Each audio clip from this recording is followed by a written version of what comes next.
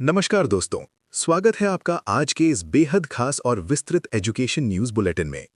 आज तारीख है 9 अप्रैल 2026, दिन गुरुवार, और शिक्षा जगत से आज इतनी सारी बड़ी खबरें निकल कर आई हैं जो सीधे तौर पर आपके करियर और आपके बच्चों के भविष्य से जुड़ी हैं।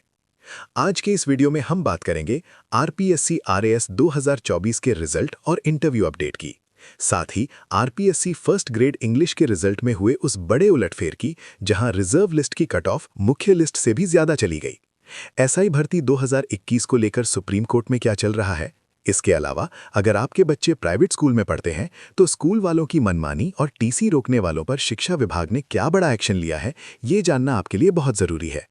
शिक्षा मंत्री जी ने नशेड़ी शिक्षकों और बच्चों के अजीबोगरीब नामों को लेकर क्या फरमान जारी किया है, इन सभी खबरों पर विस्तार से चर्चा करेंगे। लेकिन वीडियो में आगे बढ़ने से पहले शिक्षा और रोजगार से जुड़ी हर छोटी बड़ी अपडेट, पीडीएफ और नोट्स सबसे पहले पाने के लिए अभी हमारे टेलीग्राम चैनल से जुड़े। लिंक है https://t.me/gravitycoaching। इसे अभी ज्वाइन करें ताकि कोई भी अपडेट आपसे मिस ना हो। चलिए शुरू करते हैं। सबसे पहले बात करते हैं राजस्थान की सबसे बड़ी प्रशासनिक भर्ती आरएएस 2024 की। राज्य सरकार को इसी महीने यानी अप्रैल-मई तक 1096 नए प्रशासनिक अधिकारी मिलने वाले हैं।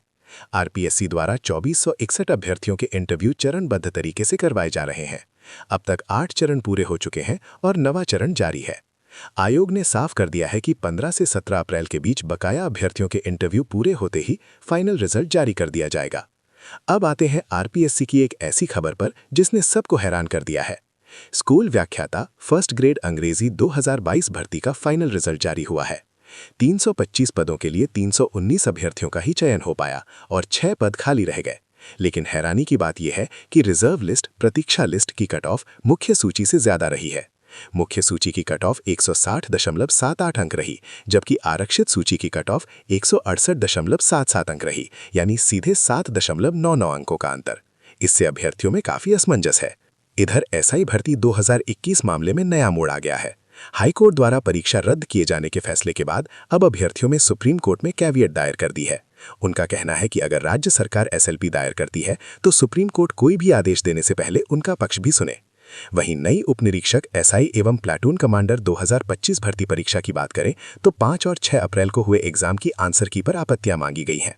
आप 10 अप्रैल तक 100 रुपये प्रति प्रश्न शुल्क देकर अपनी आपत्ति दर्ज करवा सकते हैं।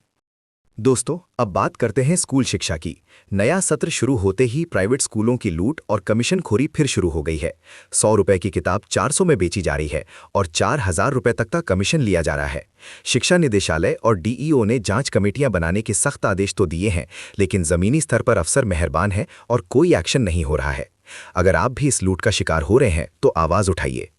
एक और बड़ी राहत अभिभावकों को दी गई है। शिक्षा निदेशक ने सख्त आदेश जारी किया है कि अब कोई भी प्राइवेट स्कूल किसी भी स्थिति में बच्चे की टीसी यानी ट्रांसफर सर्टिफिकेट नहीं रोक सकता। अगर स्कूल प्रबंधन और अभिभावक के बीच कोई विवाद भी है तो भी टीसी तुरंत देनी होगी। उल्लंघन करने पर स्कूल के खिलाफ कड़ी कार्रवाई होगी। उधर शिक्षा मंत्री मदन दिलावर जी ने शिक्षा व्यवस्था को सुधारने के लिए 2 बड़े फैसले लिए हैं। पहला, उन बच्चों को अपने नाम और उपनाम बदलने का मौका दिया जाएगा जिनके नाम निरर्थक हैं या जिन्हें लेकर उनका मजाक उड़ता है। विभाग खुद करीब 2000 सार्थक नामों की सूची तैयार करेगा। दूसरा बड़ा फैसला शिक्षकों को लेकर है। अब स्कूलों में नशे में आने वाले, धूम्रपान, गुटखा या शराब का सेवन करने वाले शिक्षकों की सूची बनेगी और उन पर सख्त कार्रवाई की जाएगी। वहीं दूसरी तरफ शिक्षक भी सरकार से नाराज हैं।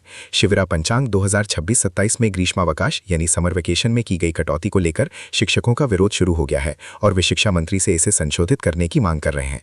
परीक्षा में धांधली की खबरें रुकने का नाम नहीं ले रही हैं। आयुष मंत्रालय की एमटीएस ग्रुप सी ऑनलाइन परीक्षा जो 27 नवंबर 2025 को हुई थी, उसमें नकल करवाने वाले गिरोह का पर्दाफाश हुआ है। कोटा के एक फर्जी सेंटर से सिस्टम हैक करके पर्चियों से नकल करवाई गई थी।